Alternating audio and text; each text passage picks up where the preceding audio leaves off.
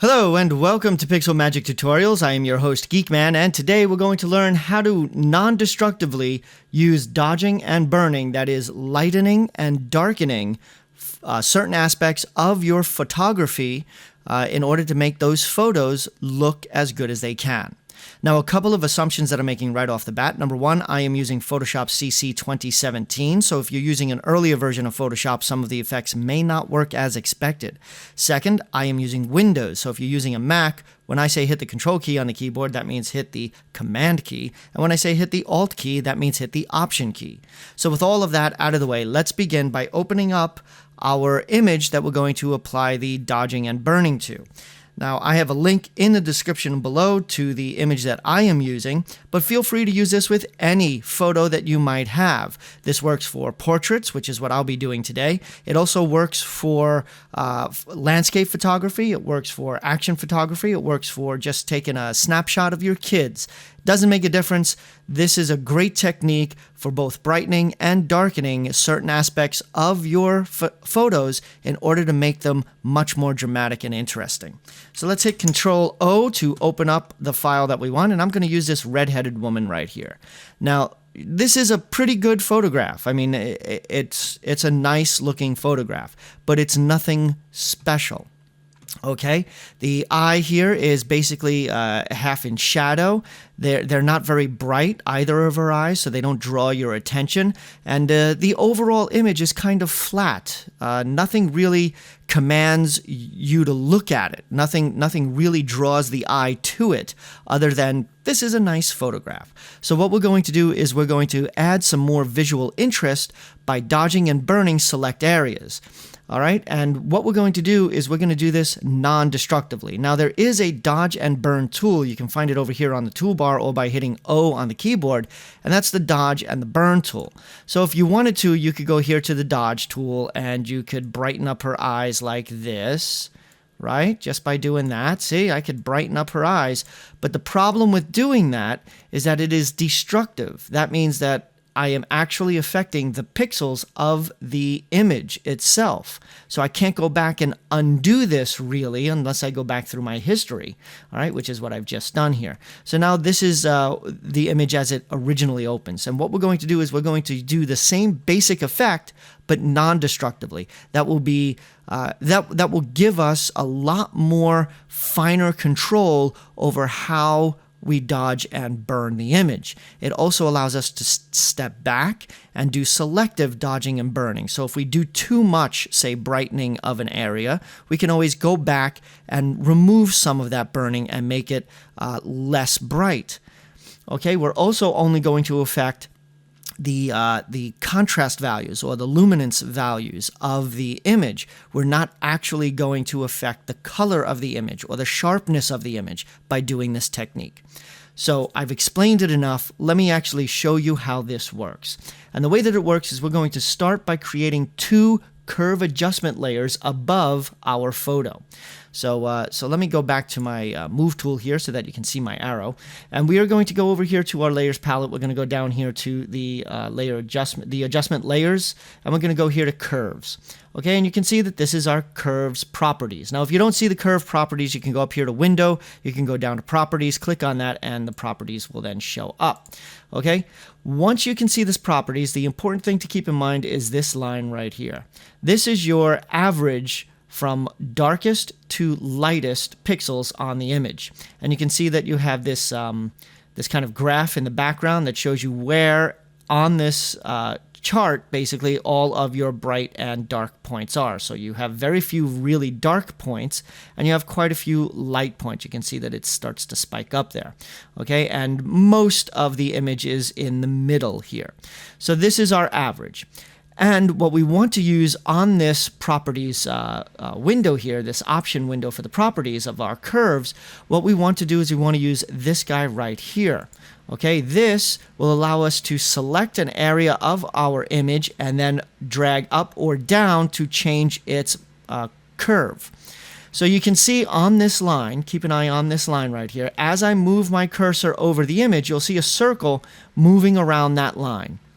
And that is showing you where on that spectrum, on that line that goes from the bottom left to the top right, our selector is going to pull from. So up here it's very bright, down here it's pretty dark.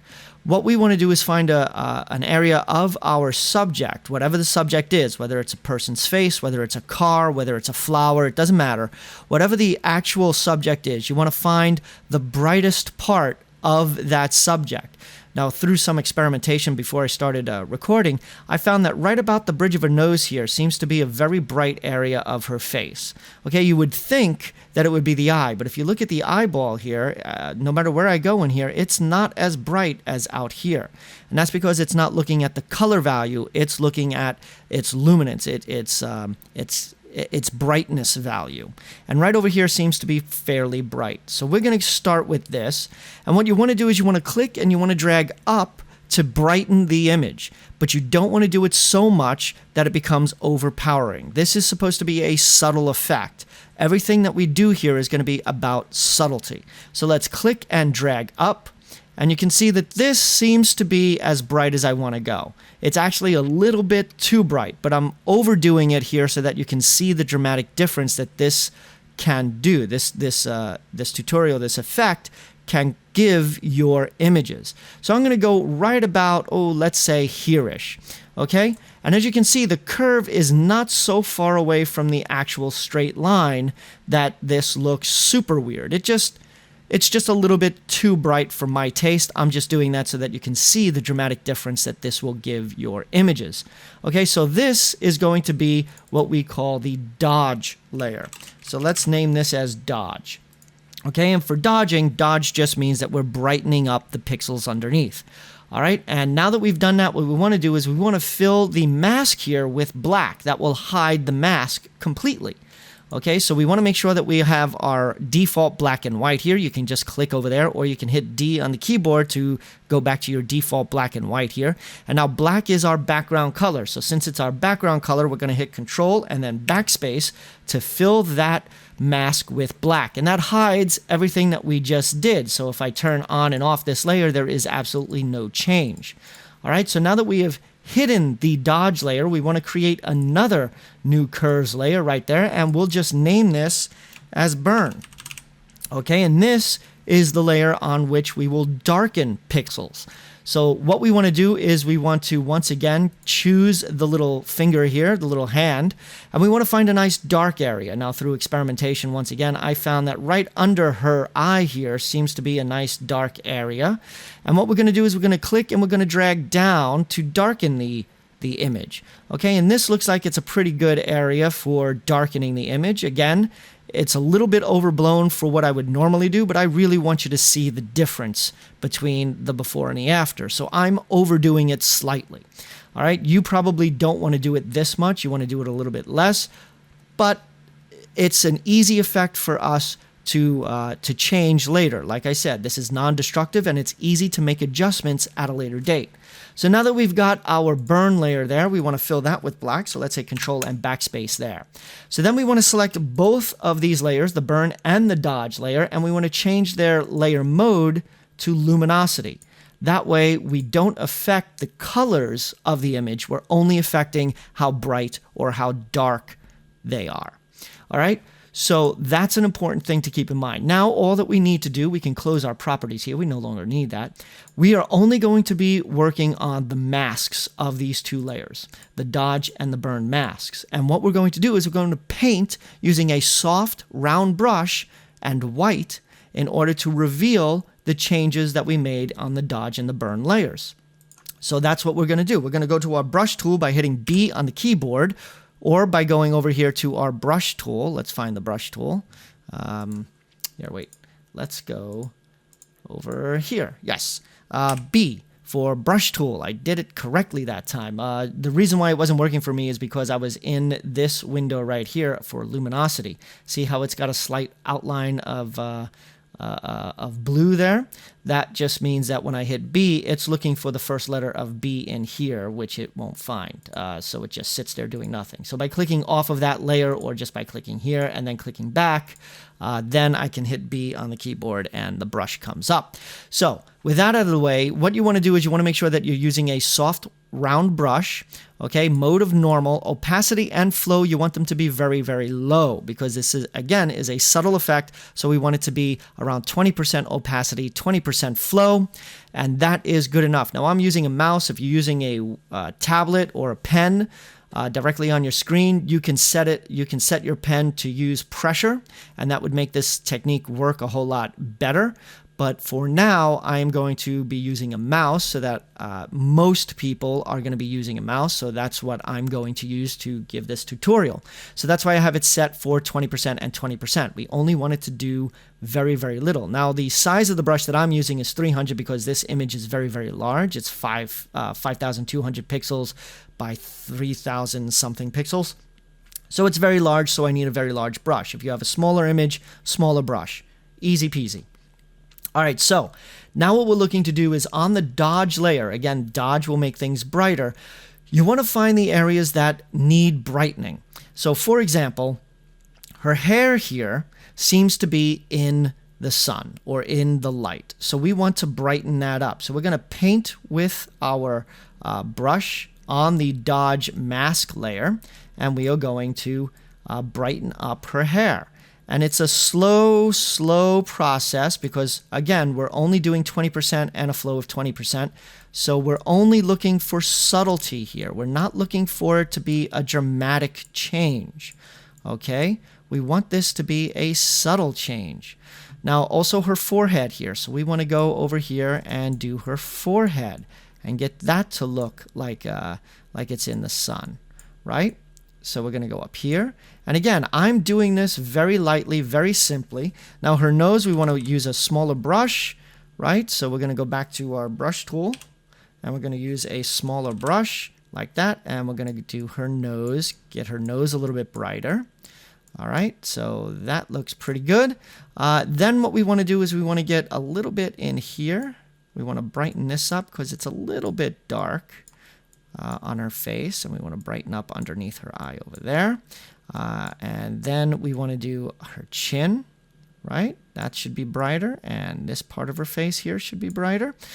So there we go. We've got mostly her face is done, I think, except for her eyes. So we're going to also brighten up this part of her body because this is also seemingly in the sun. And again, I'm just doing this quickly. I'm not taking the time that I normally would, but I just want you to see what it is that you need to do in order to get your images looking as good as they can using this technique. So let's zoom in on our eyes. All right, and we're going to use a very, very small brush here, and we're going to increase the opacity here to, let's say, 50% and the flow to 40%. Now you can play around with those, but doing her eyes, I'm definitely wanting to see the effect more than I do on her face because I want her eyes to stand out. So that's why I'm doing the whites of her eyes now with this very high opacity and flow. And I'll do this one back here a little bit, and I'll do this guy here. Now you might be thinking to yourself, I don't really see a difference. But if I turn this off, you will see the difference. Again, it's a subtle buildup. You're not trying to overpower the image itself. You're just trying to subtly bring out the highlights and deepen the darks or the shadows in order to make the image more interesting. So here on her eye, we want to also do the eyeball. So we're going to do this. Now stay away from the iris itself. Stay away from the darkest part, the center. And you just want to do around the outside where the color is. You want to brighten that up. So that's what I'm doing here. I am brightening up her eye just enough to look good. All right, and then I'm going to use, again, go back down to about 20 and 20 right here. 20 and 20. And I'm going to lighten up her eye over here a little bit and over here a little bit. And underneath this eye because it's really dark there. Now we're going to go down to her lips. Now here's a little trick. If you want to fill out lips, especially on women photography, what you want to do is you want to use this dodge and burn technique. So you want to use a nice fat low opacity and flow brush on the shiny part of the lips. Okay, you just do it like 2 or 3 times, like so. And then you want to do it on the top portion also around the same area, like so. 1, 2, and 3. All right, let's get this centerpiece here. So there we go. See, and now you can see the difference here. Her lips have a little bit more shine. And what we're going to do now is we're going to go to the burn layer, the burn mask, and we're going to do the same thing, but we're going to do it on the outside of her lips here. And you want a very small brush, and you just want to go around the outside of her lips, trying to be careful and following the contour of the lips, okay, just to fill it out some. And you'll see what I mean when I show you the before and the after, okay? And we want to get this portion here where she missed some of her lipstick. There we go. And get this portion here. And then we want to get up here. Okay, just like so. We want to get the peak. And then come back down. And then we're going to go back up. Okay, and we're going to go down. And we're going to make sure that we get this top portion here, so that it kind of matches the left-hand side here. And we're going to go down the right-hand side here. All right. Now, if you want to see the before and the after, there you go. She's got much fuller lips, especially when we zoom out. You'll see much fuller lips. All right. We missed a spot over here, like so. I am missing it. There we go. Okay. And now we've got much, much fuller lips. Okay, and we also want to darken up, say, her the dark part of her eyes, so that we get a little bit more contrast from the center to the color of her eye, like so. And then we also want to darken up certain areas of her hair. So let's make this bigger again. And we will darken up under here. We will darken up back here, like that. Okay. That looks pretty good to me, right? And now what we want to do is the background. We want to darken out the background a little bit. So we're going to use a small brush over here to just kind of get out here, like that. There, that looks pretty good. And then we'll do over here. And again, I am doing this quickly. It may not feel that way, but I'm doing it quickly so that you can see the effect here. All right, then I'm going to make this big, and I'm going to make the opacity up at 60 points. And just darkening up the background to make her more of the focus of the image, okay? So we don't want the background to stand out because she is supposed to be drawing in the eye. So we'll do the top over here, get that done, get this. And again, I am doing this very quickly just to show you I'm not really taking my time. I'm overlapping her face a little bit and her body, and I'm not evenly going over the background. But if you take your time, this effect is extremely powerful on creating visual interest. Now, if I turn off the two layers, you will see the original photo. And then when I turn them back on, it's a lot more dramatic and a lot more visually interesting already. All right. Then what we can do is, just to make this a little bit more interesting and to show you the difference really of how this looks, I'm going to include also a new vibrance adjustment layer on top, which will increase the vibrancy and the saturation of the colors of the image. So we're going to go down here and we're going to select vibrance. Okay. We're going to change the vibrance to only saturation, so that it only affects the colors, not the sharpness, not the brightness values, just the colors. And then we're going to change our vibrance to 50 and our saturation here to 25. All right, and then we have a very dramatic, very colorful, and interesting photo. And we have gone from this, which is an okay photo, to this. All right, so if, say, for example, you think that you need more shadows and you did your shadows, but the burn layer just isn't giving you the shadows that you want, you can just double it up and now you've got more shadows. Okay, let's say that's too much. You can change the opacity of that doubled up one and you can get more, but not as much. See how powerful this can be? You can also do that with the vibrancy. You can change the vibrancy lower if you think it's too overpowering, like I just did, or you can make it higher. You could double it up if you really want to go for super high vibrancy. There's so many different ways to use this, and it gives you such fine control over dodging, burning, and even vibrancy that this is the technique that I prefer when I have to do my photos. So I hope that you enjoyed this tutorial. If you did, please leave me a comment, give me a thumbs up, and subscribe. I do new tutorials every Tuesday. Once again, this is Geekman signing off for Pixel Magic Tutorials.